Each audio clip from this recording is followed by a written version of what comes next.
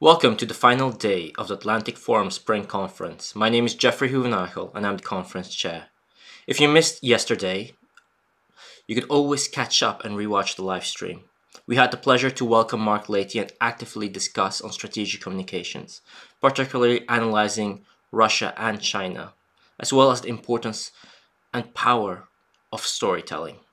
We went on and discussed lawfare as well as counterterrorism, bringing the voices of young professionals in both sessions. NATO Assistant Secretary General for Intelligence and Security David Cattler provided a unique insight into his world and encouraged young professionals to be actively interested in a career in intelligence. We wrapped up with an exciting discussion on space and the challenges we face. Today we will explore some exciting topics such as climate change, Arctic, the South China Sea, and a special presentation on intelligence to wrap up the day. As a friendly reminder, questions can be asked in the comment sections of both live streams. Patrons can ask their questions directly in Slido, and Zoom will be opened in the lunch break. Now let us start with opening session of the final day with NATO Assistant Secretary General for Emerging Security Challenges, David Van Weel.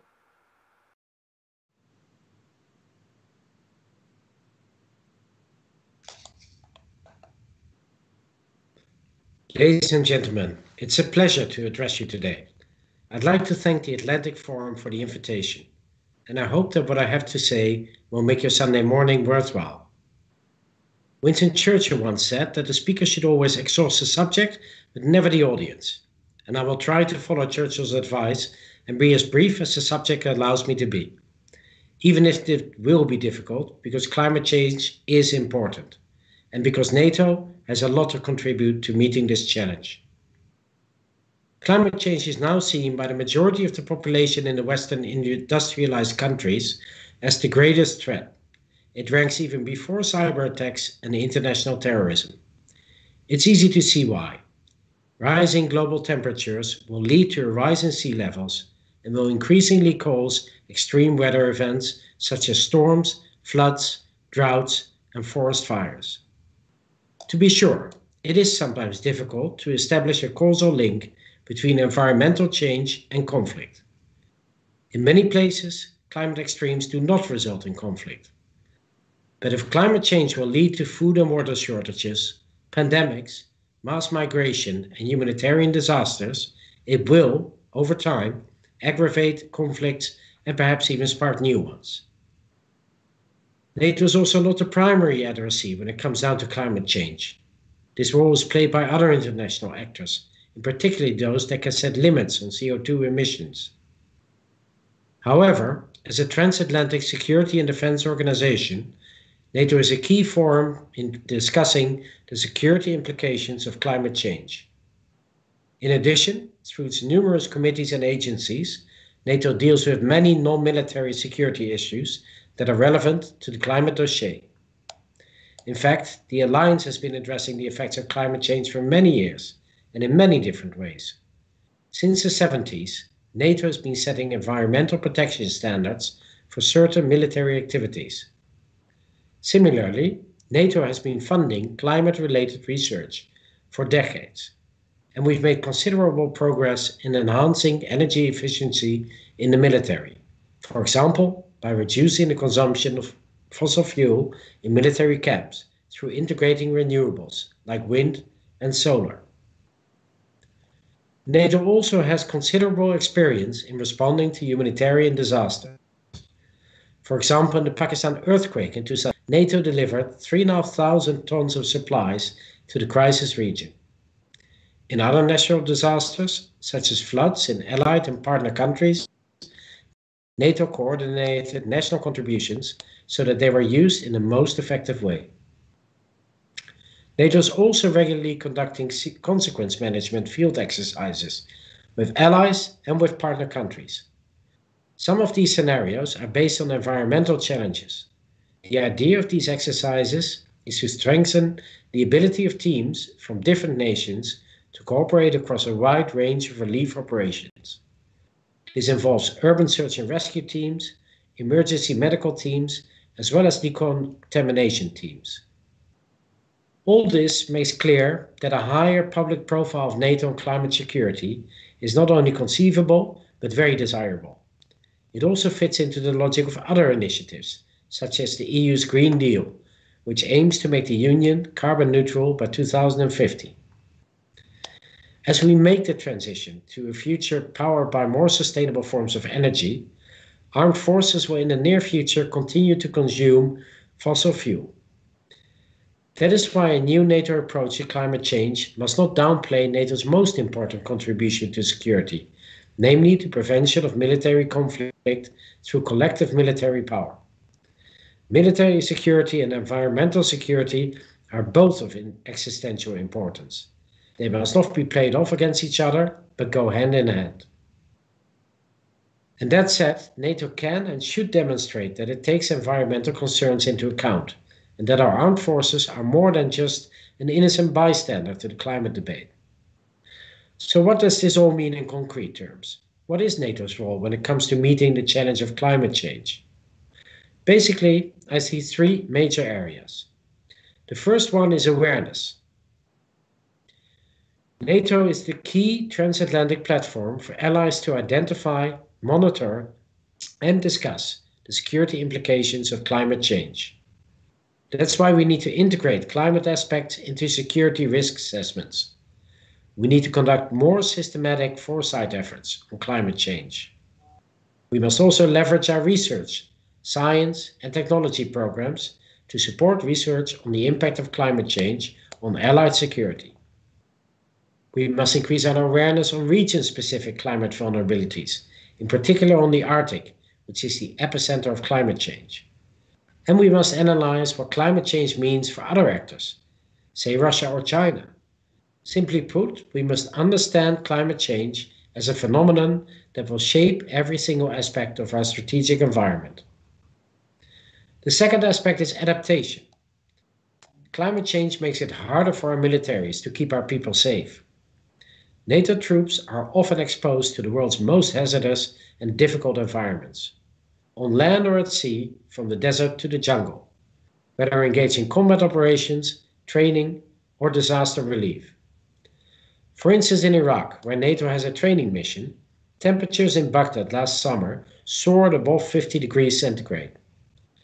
Just imagine being in that heat, let alone wearing full combat gear.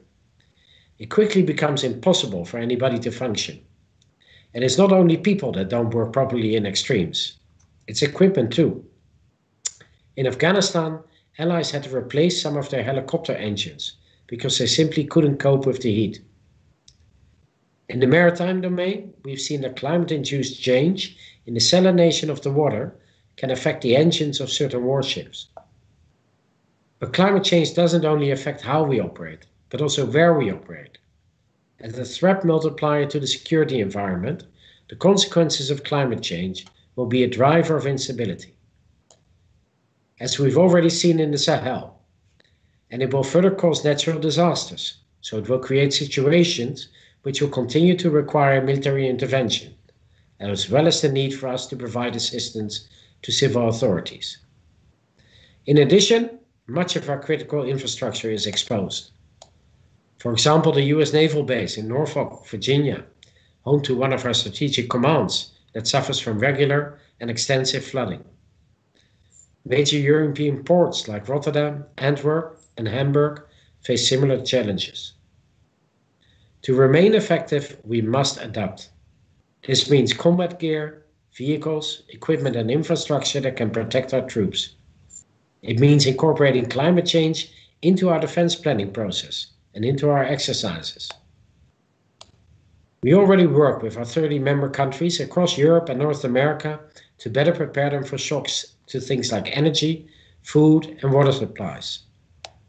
And we do this through guidelines on how to be more resilient.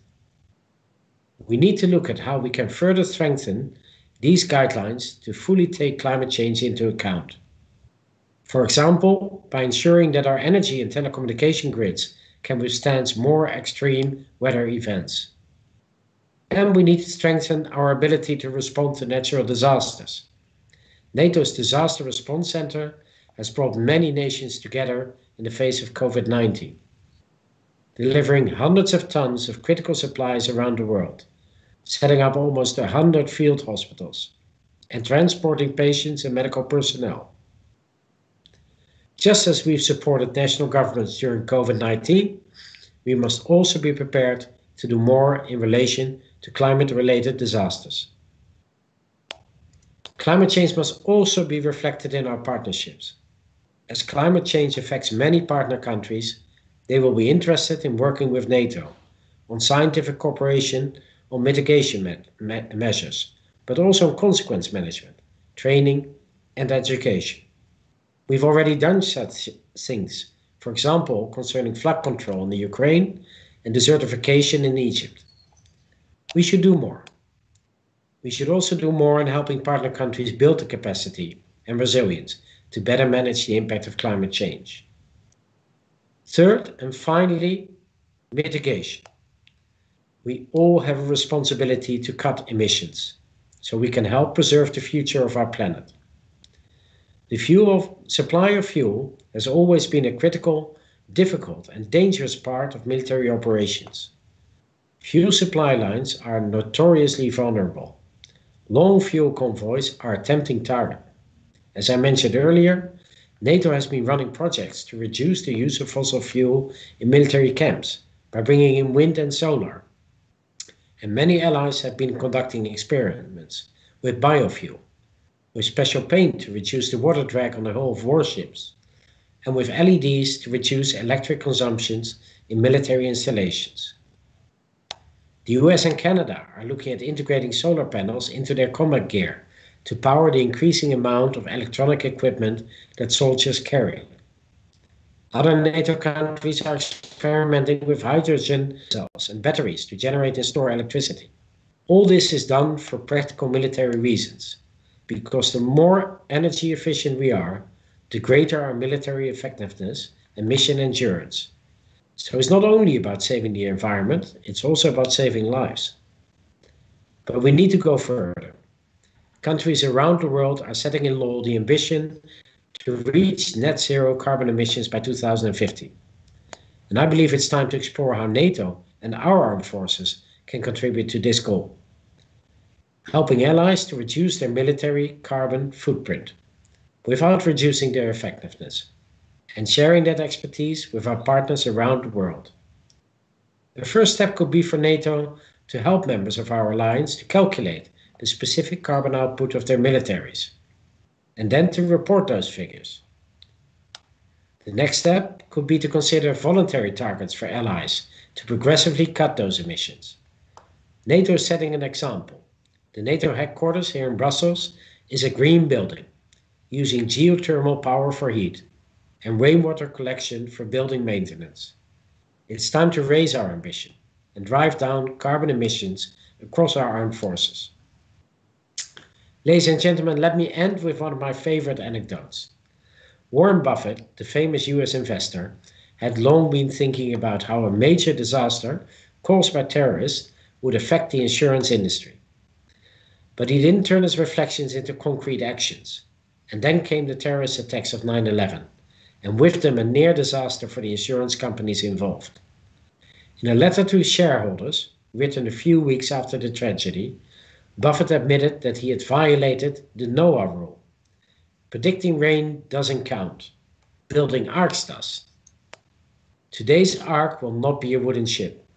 Today's ark will be a responsive NATO surrounded by an ever tighter network of scientists, engineers, and lawmakers, and of international institutions and NGOs.